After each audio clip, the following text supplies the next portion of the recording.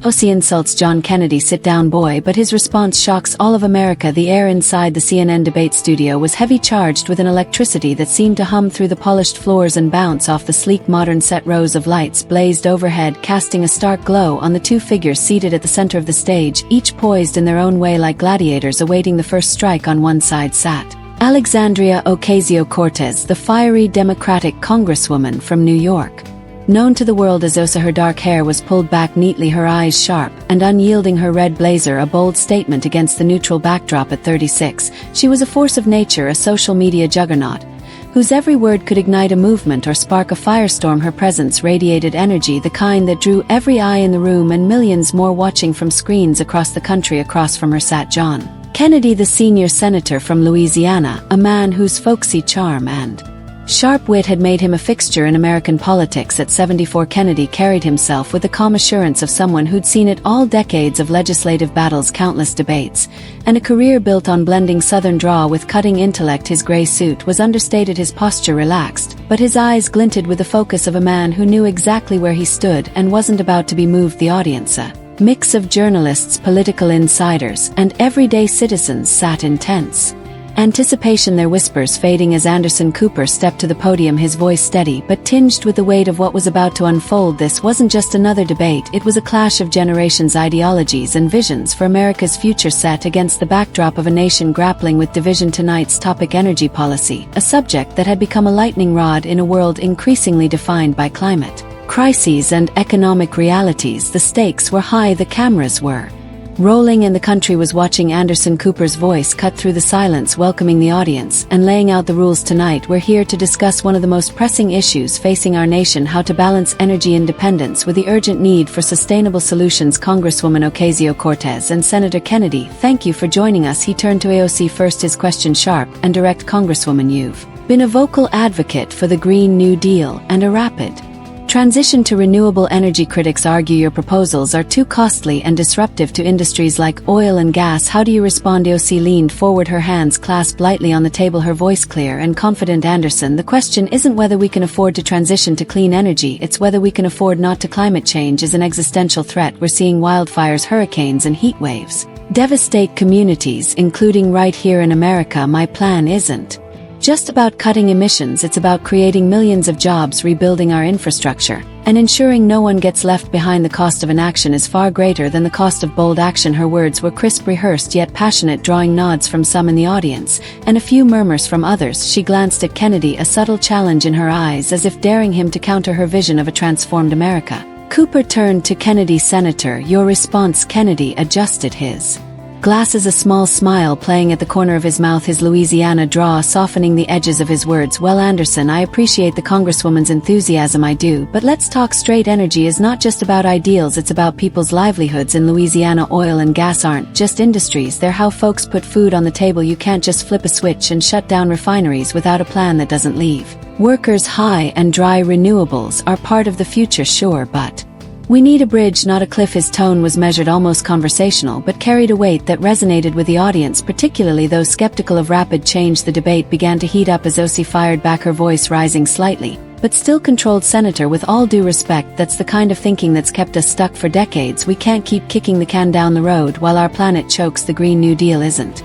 just a dream, it's a blueprint. We're talking about solar, wind, geothermal, and yes, jobs for those same workers. You're talking about retraining programs, infrastructure investments. This isn't about leaving anyone behind, it's about bringing everyone forward. The audience clapped, some enthusiastically, others more reserved. Sensing the growing tension, Kennedy nodded slowly, as if considering her words, then leaned into his microphone. Congresswoman, I've heard a lot of blueprints in my time. Most of them look real pretty on paper but don't hold up when the rubber meets the road. You're talking about retraining folks, but I've met rig workers in Louisiana who've been at it for 30 years. They don't want a government handout or a coding boot camp. They want to know their way of life isn't going to be yanked out from under them. His words struck a chord, earning applause from a portion of the audience, particularly those who saw him as a defender of traditional industries. AOC's eyes narrowed, her smile tight but unwavering. Senator, it's not about handouts.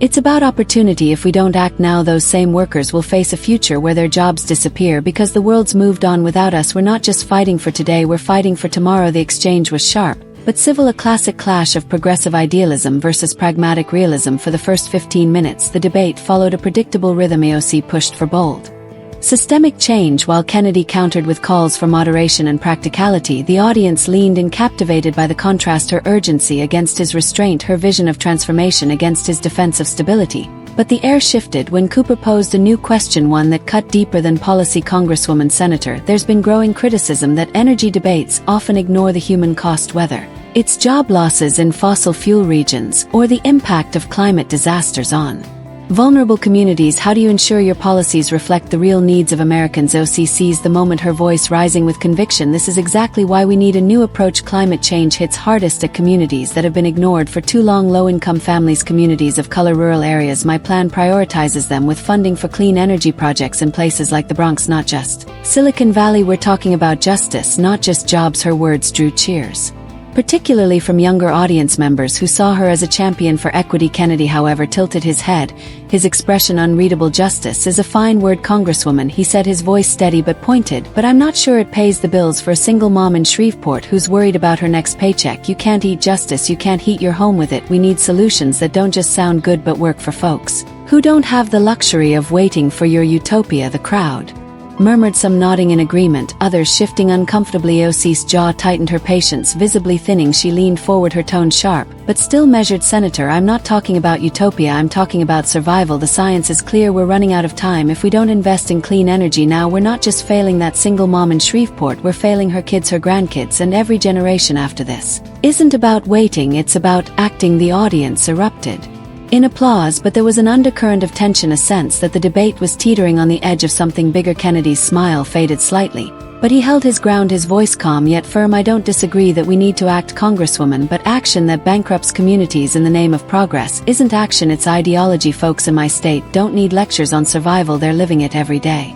The crowd responded with a mix of claps and murmurs, the divide in the room becoming palpable. It was clear that both were playing to their bases, but the stakes were climbing higher with every exchange. Then came the moment that would change everything. AOC, perhaps sensing an opportunity to seize control, leaned forward, her eyes locked on Kennedy. Senator, let's be real, your approach is stuck in the past, defending industries that are dying while the world moves forward. Maybe it's time for some folks to step aside and let a new generation lead. The audience gasped softly, sensing the shift from policy to personal. Kennedy raised an eyebrow, his expression still composed, but there was a flicker of something, annoyance perhaps, or amusement, before he could respond. AOC pressed further, her voice cutting through the studio like a blade. Sit down, boy, she said, her tone dripping with condescension, a smirk playing at the edge of her lips. The words landed like a thunderclap. The studio fell silent, the kind of silence that feels like the world holding its breath. Anderson Cooper froze, his pen hovering over his notes. The audience sat stunned, some clutching their programs, others exchanging wide-eyed glances. In the control room, CNN producers scrambled their headsets, buzzing with frantic chatter. Did she just say that? One whispered while another hissed, keep the cameras rolling.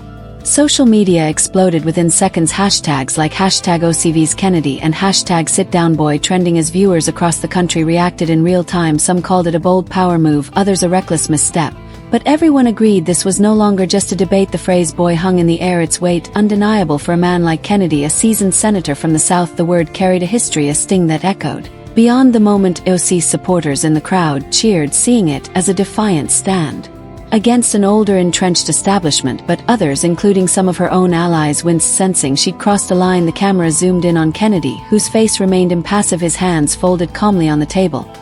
He didn't flinch, didn't raise his voice, didn't even blink. Instead, he tilted his head slightly, as if studying AOC, sizing her up not as an opponent, but as someone who just made a grave mistake. The silence stretched, agonizing, as the audience waited for his response. Anderson Cooper, recovering, tried to steer the conversation back. Senator, would you like to respond to the Congresswoman's point about generational leadership?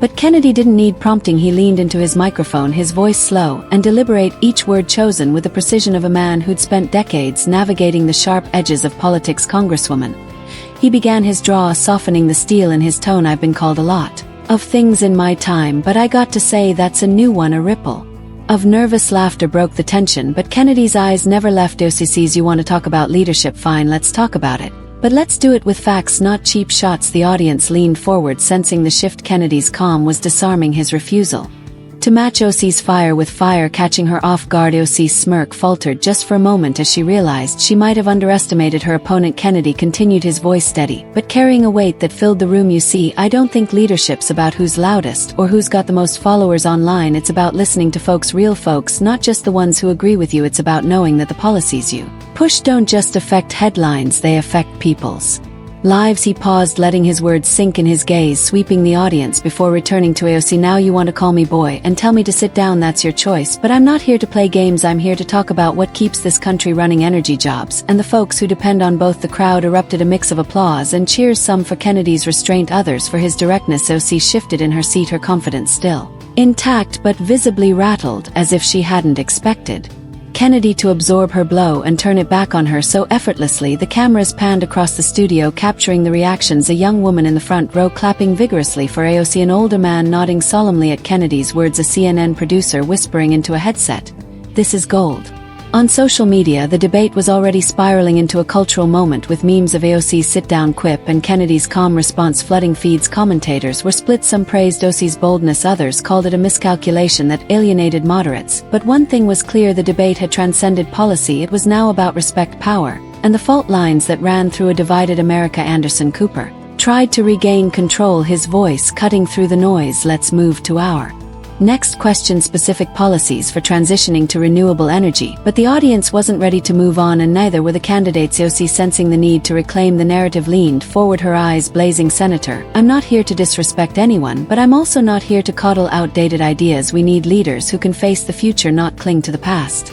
Kennedy's smile returned, small but sharp, as he adjusted his glasses. "Congresswoman, the future's important, but so is the present, and right now folks are worried about paying their bills, not chasing dreams that sound good on paper." The crowd murmured again, the divide deepening as the debate barreled toward an inevitable escalation. What happened next would not only define the night, but leave a mark on the nation as Kennedy prepared to show America exactly how a seasoned leader responds when pushed too far. The CNN studio buzzed with a restless energy, the echo of Alexandria Ocasio-Cortez "Sit down boy" still reverberating through the audience like a struck chord. The cameras unblinking captured every flicker of emotion, Anderson Cooper's strained neutrality, AOC's defiant posture, and John Kennedy's unshakable calm. The Louisiana senator sat with his hands folded, his face a study in composure, but his eyes held a glint of resolve that hadn't been there before. The audience split between those cheering AOC's boldness and those unsettled by her jab, leaned forward, sensing that Kennedy was about to respond in a way that would shift the night's momentum. Social media was already ablaze with its "sit down boy" trending alongside clips of Kennedy's initial retort.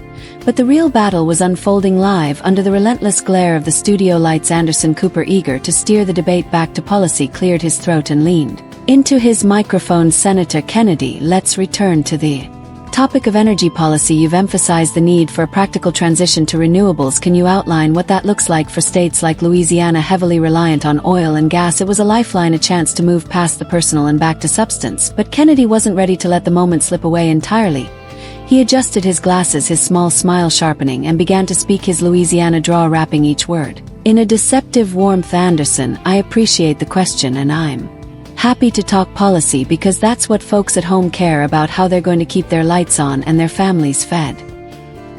He paused, glancing at AOC, who sat with her arms crossed, her expression a mix of defiance and weariness. "But before I dive into that, let me just say this. I've been in politics a long time, and I've learned that when someone starts throwing insults instead of ideas, it's usually because they're running low on the ladder." The audience chuckled, a ripple of laughter breaking the tension, but Kennedy's tone remained steady, his gaze fixed on AOC. "Now, Congresswoman, you want to lead, that's fine, but leadership ain't about who can yell the loudest or get the most likes. It's about delivering for people who don't have the luxury of waiting for your grand plans to pan out." The crowd erupted in applause this time, particularly from older audience members who nodded in approval. AOC's jaw tightened, but she held her ground, her eyes narrowing as she prepared to counter. Kennedy, however, wasn't done setting the stage. "So let's talk energy, since that's what we're here for, and let's do it with facts, not feelings."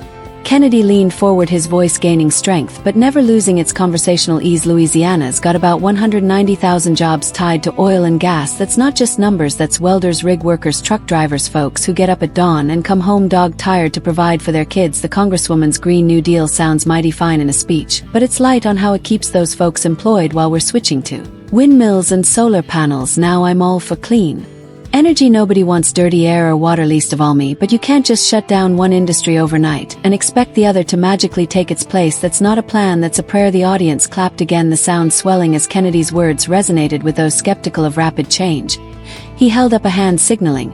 He wasn't finished. Here's the kicker. The Energy Information Administration says oil and gas still account for about 60% of our energy consumption, renewables about 12%.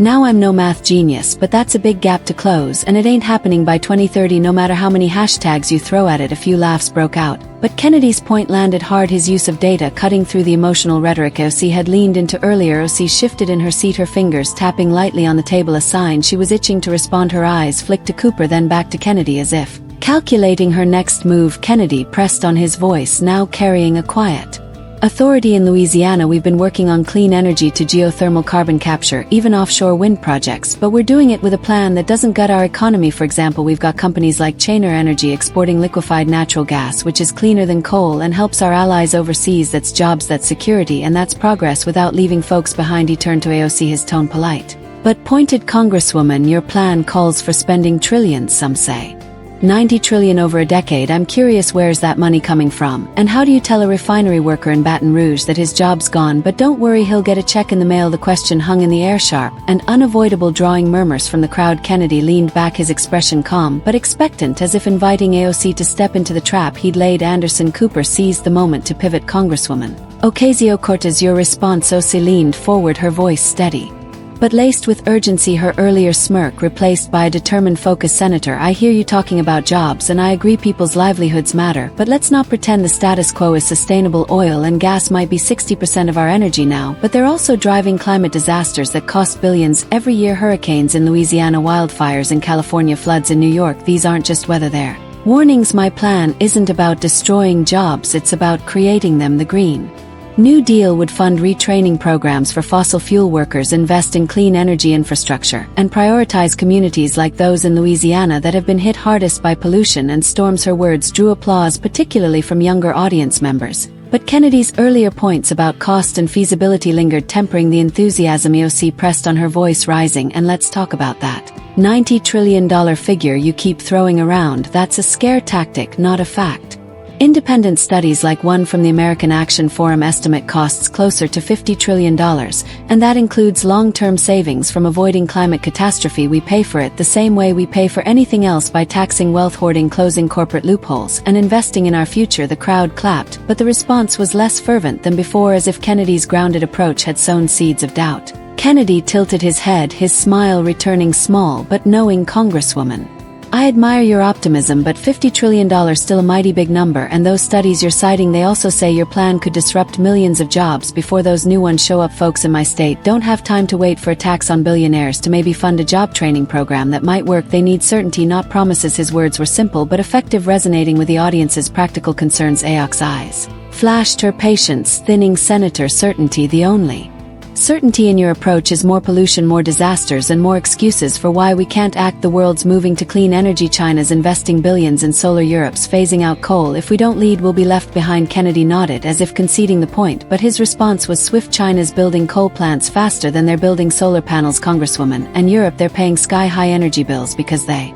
move too fast without a backup. I'm all for leading, but let's not lead ourselves off a cliff. The exchange was electric, a masterclass in contrasting styles, her passion against his pragmatism, her vision against his caution. The audience was fully engaged, clapping and murmuring as each landed their points, but AOC, perhaps sensing she was losing ground, shifted tactics. Senator, it's not just about numbers, it's about values. Do we value profits over people? Do we value the past over the future? Your approach feels like it's stuck in a time when we could ignore the science. The crowd stirred, some cheering her moral clarity, others bristling at the implication. Kennedy's expression didn't change, but his voice took on a new edge. Values, I value the folks who keep this country running, the ones who drill the oil, refine the gas, and pay the taxes that fund your plans. And science, I'm all for it, but science don't pay the rent when your job's gone because someone in Washington decided your industry is obsolete. The applause was thunderous, the loudest of the night, as Kennedy's words struck a chord with those who felt overlooked by lofty policy proposals. AOC's face tightened, her earlier confidence shaken but not broken. She opened her mouth to respond, but Cooper interjected, sensing the need to cool things down. Let's take a brief pause and move to our next question. After this, the cameras panned to the audience, capturing Their divided reactions, some standing to clap for Kennedy, others nodding in support of AOC. In the control room, producers were ecstatic, their screens showing record viewership numbers on social media. The debate was a wildfire, with users dissecting every moment, from Kennedy's data-driven takedown to AOC's fiery rebuttals. But the night was far from over. Kennedy had reclaimed the narrative, turning AOC's insult into an opportunity to showcase his experience and connect with the audiences. Real-world concerns. AOC, however, was not one to back down. As the debate prepared to resume, the tension in the studio was palpable, a promise that the next round would be even more intense. Kennedy had drawn first blood, but AOC was ready to fight back, and the country was watching to see who would emerge as the voice of reason in a divided America. The CNN studio buzzed with tension as the debate between Alexandria Ocasio-Cortez and John Kennedy reached its climax. The audience sat riveted, there murmurs now a low hum of anticipation, eyes fixed on the two candidates. AOC, in a striking red blazer, leaned forward, determination in her posture, but frustration flickering across her face. Opposite her, Kennedy sat, composed in a gray suit, his calm demeanor masking a sharp intellect that had just shifted the debate in his favor. His data-driven arguments had put AOC on the defense of her earlier sit-down boy quip, now a lingering liability. Social media was ablaze with #KennedyStrikesBack trending. Though AOC's passionate rebuttals still energized her base, Anderson Cooper, sensing the mounting tension, leaned into his microphone, his voice steady but urgent. "Let's move to our next question," he said, glancing between the candidates. "Both of you have outlined your energy policies, but how do you address criticism that they overlook the immediate needs of working-class Americans?" "Congresswoman, you're first." The question offered AOC a chance to recover, but Kennedy's earlier points loomed large. She took a deep breath, scanning the crowd before locking eyes with Cooper. "Anderson, this is why the Green New Deal is critical," she began, her voice firm. "It's not just about climate, it's about people. Working-class families in places like the Bronx, where I grew up, bear the brunt of pollution, asthma, and storms that flood their homes. My plan invests in those communities, creating good-paying union jobs in clean energy, building solar farms, retrofitting schools, weatherizing homes." Her words drew applause, especially from younger audience members, but she wasn't done. Turning to Kennedy, her tone sharpened. "Senator, your approach defends an industry poisoning those same communities. Oil and gas profits go to CEOs, not workers. How can you claim to fight for the working class when your policies chain them to a dying industry?" The crowd erupted, some cheering AOC's boldness, others shifting uncomfortably at her pointed attack. Social media amplified the moment with clips captioned, "AOC calls out big oil." But Kennedy's expression tightened, his calm facade showing a faint crack. Cooper turned to Kennedy. "Senator, your response?" Kennedy adjusted his glasses, a small deliberate smile forming.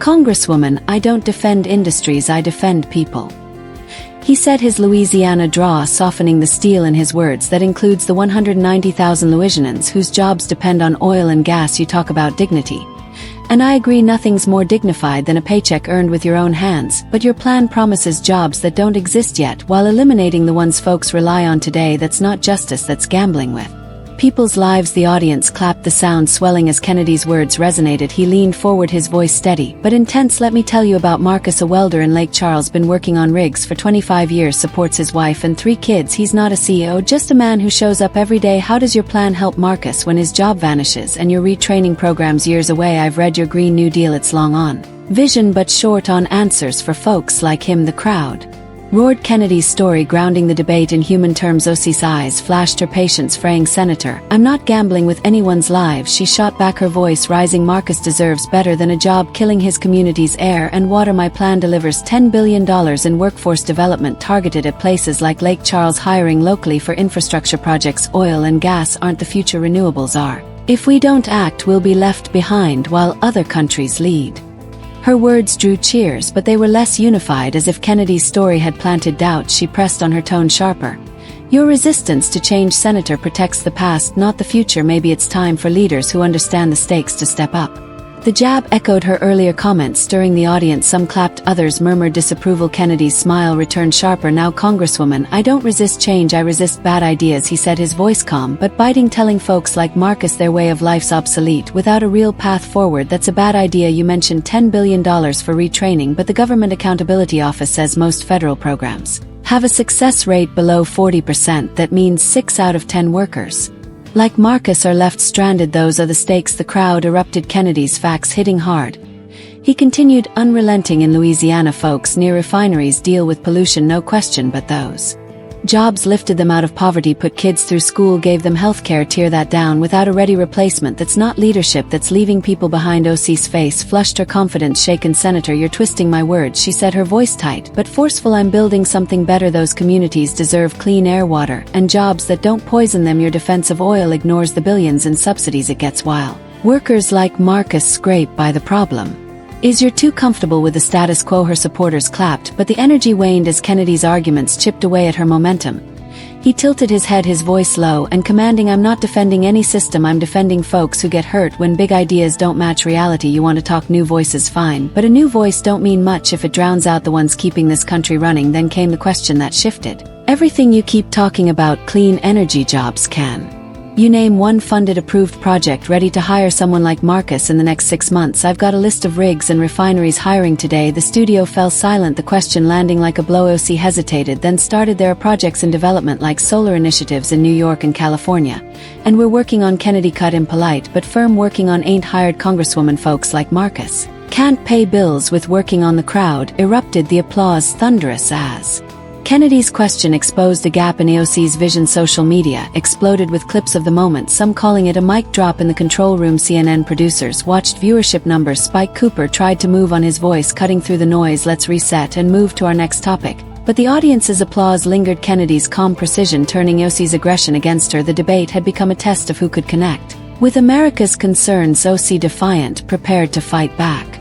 But Kennedy had drawn a line, and the nation watched to see how she'd respond. The CNN studio buzzed with emotion, the impact of John Kennedy's sharp question to Alexandria Ocasio-Cortez still lingering. The debate had shifted from policy to a profound clash of perspectives, captivating an audience now torn between focus and restlessness. AOC, her earlier confidence rattled by Kennedy's focus on the human cost of her plans, sat with hands clasped, eyes fierce with resolve. Kennedy, calm and composed, adjusted his glasses, a faint smile hinting at his connection with the crowd. The cameras caught every detail. OC's tense jaw, Kennedy's steady breathing. Anderson Cooper, sensing a pivotal moment, leaned into his microphone. We've heard passionate arguments tonight, he said. Before we close, share a final thought on moving forward on energy policy and beyond. Congresswoman, you first. AOC took a deep breath, her voice steady but softer.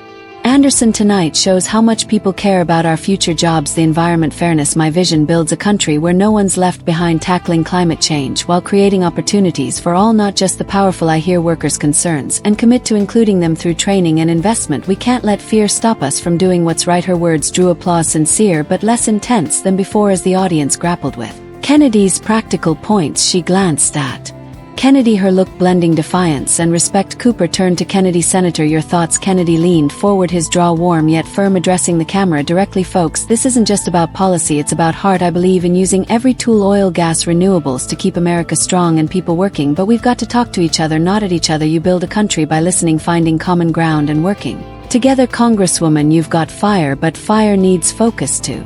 Avoid burning out. Let's all listen more. That's how we'll solve this, with answers, not insults. The crowd roared, applause crossing divides as Kennedy's call for unity resonated deeply. As the applause faded, an unexpected moment unfolded off stage. OC approached Kennedy, offering a handshake. Senator, we disagree, but I respect the fight, she said quietly. Kennedy shook her hand, smiling. Congresswoman, keep pushing, just listen to the brief exchange caught on monitors, humanized them, earning soft claps from the audience on social media. The clip went viral with hashtags like @AOCandid Kennedy trending, reflecting a nation craving civility. Cooper closed the debate. Thank you, Congresswoman Ocasio-Cortez and Senator Kennedy, for a spirited discussion, and thank you to our audience. The final ovation felt less divided, the studio alive with record-breaking viewership and online buzz. The debate hadn't solved the energy crisis, but sparked a broader conversation about bridging divides between workers in fossil fuel towns, families hit by climate disasters, and young activists. Posts on X shared personal stories showing a hunger for connection beyond conflict. The night's lesson was clear: progress comes not from shouting or quips, but from listening, grounding bold ideas in reality, and respecting people behind policies. Kennedy's calm, fact-based approach showed experience could temper passion. AOC's fire reminded all that change demands